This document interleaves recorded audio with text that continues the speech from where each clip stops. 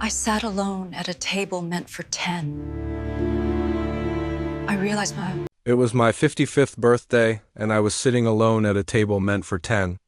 My wife, children, and closest friends had all canceled, each with an excuse that felt paper thin. My wife claimed a sudden business emergency. My son had a friend's crisis, and my daughter was just too busy. I tried to tell myself it was nothing, but deep down I knew. I'd seen the secretive behavior for months, the whispers, the avoidance. My family, the people I'd built my life with, was plotting to take it all away from me. My name is James Carmichael. I'm a self-made man. My company, Carmichael Fitness, started as a single gym in a small town. I'd built it from scratch with nothing but grit and hard work. Now, I have over 100 gyms nationwide. I brought my family into the business, gave them franchises, and never charged them a dime for the setup. I wanted to share my success, to give them a head start. But I made a grave mistake. I assumed they shared my values: loyalty, respect, hard work. I was wrong. It started with strange financial reports. My wife, Natalie, began withdrawing large sums for future investments. My son, Jake, needed an emergency $50,000 loan, even though his gym was supposedly making six figures. My daughter, Emma, started treating me like a business partner, not her father. Even my best friend, Mark, grew distant. Then my nephew, Alex, the one person who still seemed to care, came to me with the truth. He showed me a group chat titled Exit Strategy. My wife was in it. So were my children and my brother-in-law, Mark. They had been planning for months to force me out of the company, to strip me of everything I had built and leave me with nothing. Alex had recordings, texts, documents. They had even forged a will to gain control if something happened to me. The betrayal was bone-chilling, but I refused to be a victim. I didn't lash out.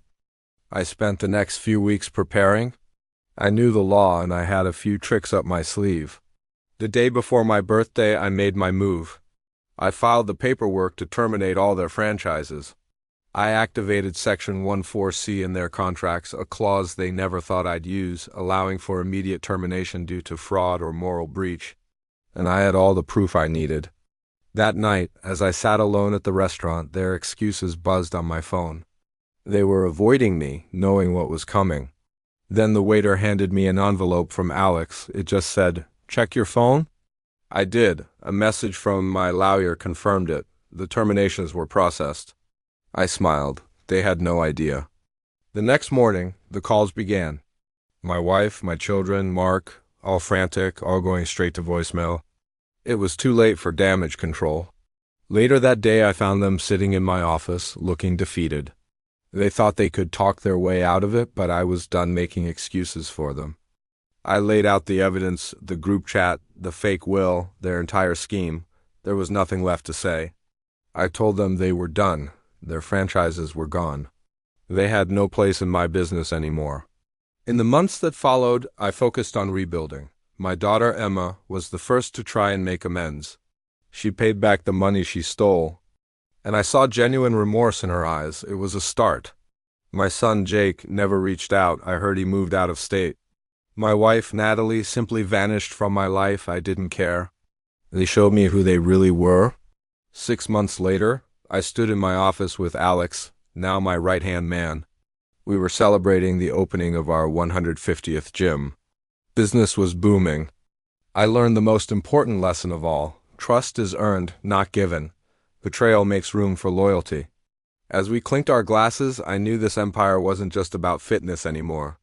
It was about resilience, and I was stronger than ever. Thanks for watching.